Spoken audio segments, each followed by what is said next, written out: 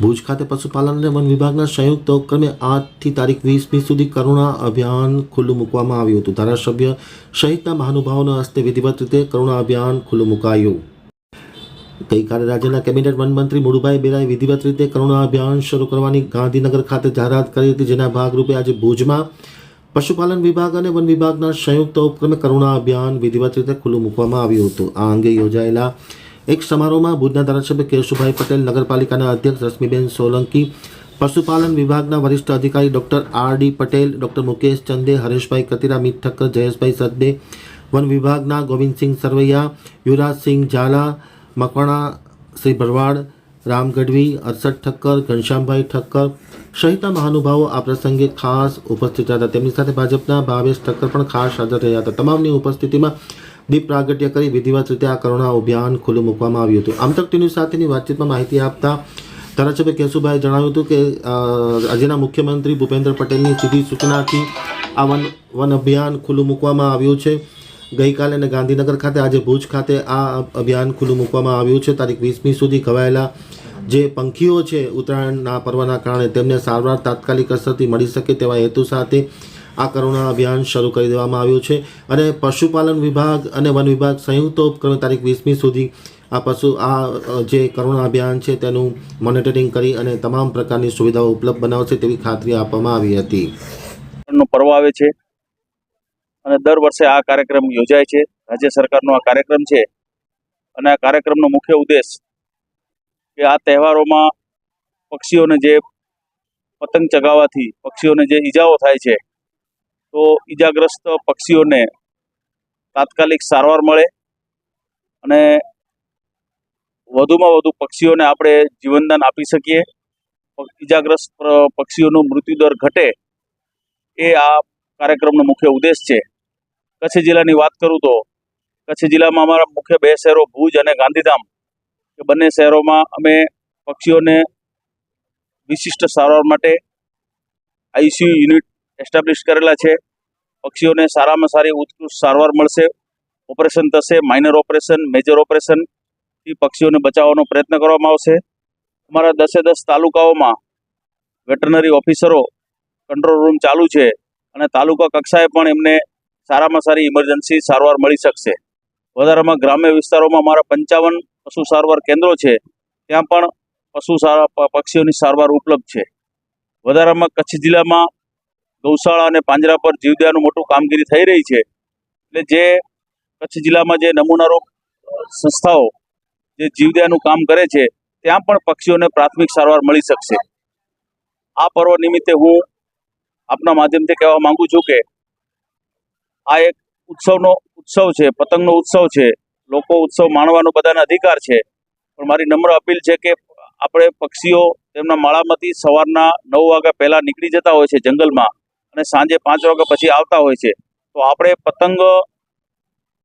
પતંગનો ઉત્સવ આપણે 9 વાગ્યા પછી પતંગ ઉડાડવાનું ચાલુ કરીએ અને સાંજે 5 વાગ્યા પછી એનું બંધ કરીએ તો આપણે વધુમાં વધુ પક્ષીઓને આપણે બચાવી શકશું.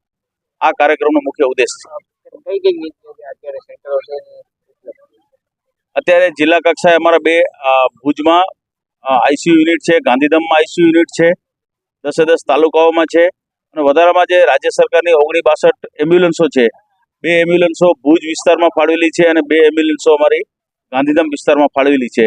ઇમરજન્સી કોઈ પણ જગ્યાએ પશુઓને બર્ડ કલેક્શન સેન્ટર પણ ઉપલબ્ધ છે અને સારવાર કેન્દ્રો પણ ઉપલબ્ધ છે.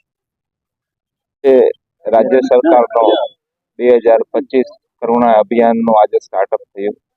એની અંદર લોહાણા સમાજ અને બીજી અનેક સંસ્થાઓ જોડાણી છે.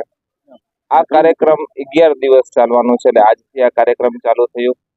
અહીં ભાનુશાળી મધ્ય રિલાયન્સ મોલની સામે પશુ દવાખાનાની અંદર આની ટ્રીટમેન્ટ સારવાર કરવામાં આવશે.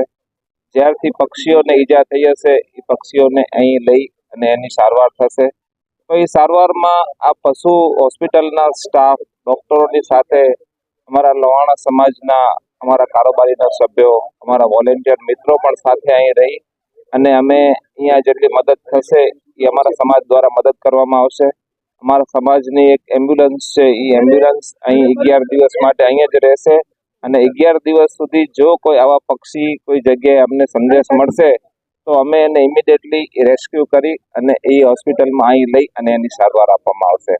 તો આના માટે અમને જે લોહાણા સમાજને આ તક મળી એ બદલ અમે રાજ્ય સરકારના ખૂબ ખૂબ આભારી છે.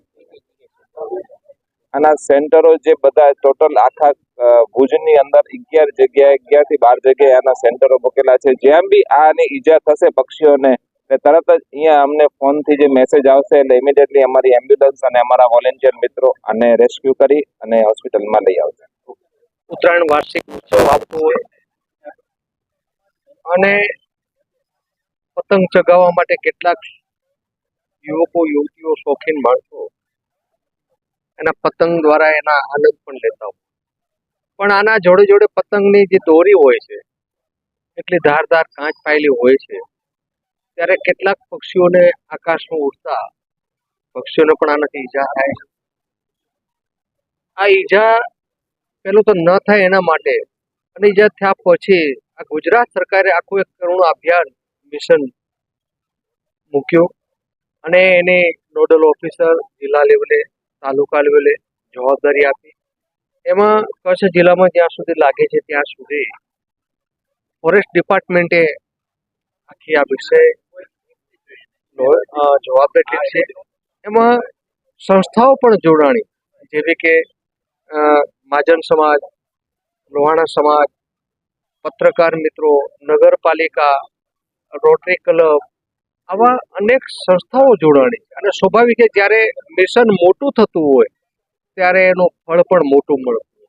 કોઈ પણ કામ કરે 4 લોકો કરે એનો એટલો ફાયદો થતો હોય અને 500 લોકો કામ કરે તો એટલો ફાયદો થતો. એમ જે રીતે આખું એનો વ્યાપ અને વિસ્તાર વધે ત્યારે આનાથી નુકસાન કેમ પક્ષીઓને ઓછું થાય એના માટેના એક પ્રયત્ન છે.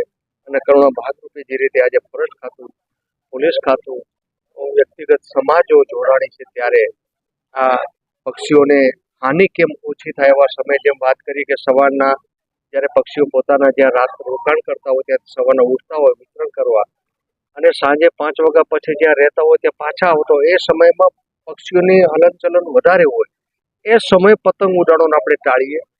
અને બીજું જે રીતે રોડ ઉપર પણ પતંગની દોરી કેટલીક આડી અવળી પતંગ કપાતો દોરી પડી હોય ત્યારે લોકોને 2 વ્હીલર લઈને જતા હોય, સાયકલ લઈને જતા હોય, એના પણ એક્સિડન્ટના કેસ કેટલાક ગળામાં ઈજા થતી હોય, હાથમાં ઈજા થતી હોય. તો આ ઈજા ન થાય એના માટે કોઈ પણ લોક કરી શકે. આ કોણ કરશે એ નથી, મારાથી શું થઈ શકે એ જો અભિગમ રાખશું તો પગે ચાલતા લોકોને પણ ક્યાંક દોરી મળે વાટમાં કે રસ્તામાં રોડ ઉપર તો એ દોરીને સંકેલીને એક બાજુ મૂકે તો ચોક્કસ આવા પણ જે અકસ્માત જે નુકસાન થતું હોય એનાથી બચી શકાય. હું ચોક્કસ અપીલ કરીશ ભુજવાસીઓને કે ચોક્કસ આ ઉત્સવ છે, આ અવસર છે, ચોક્કસ માણી પણ તમારો ઉત્સવ, તમારો આનંદ કોઈકને નુકસાન ન પહોંચે, કોઈકને ઈજા ન થાય આ પણ એટલી જ કાળજી રાખવી જરૂરી છે.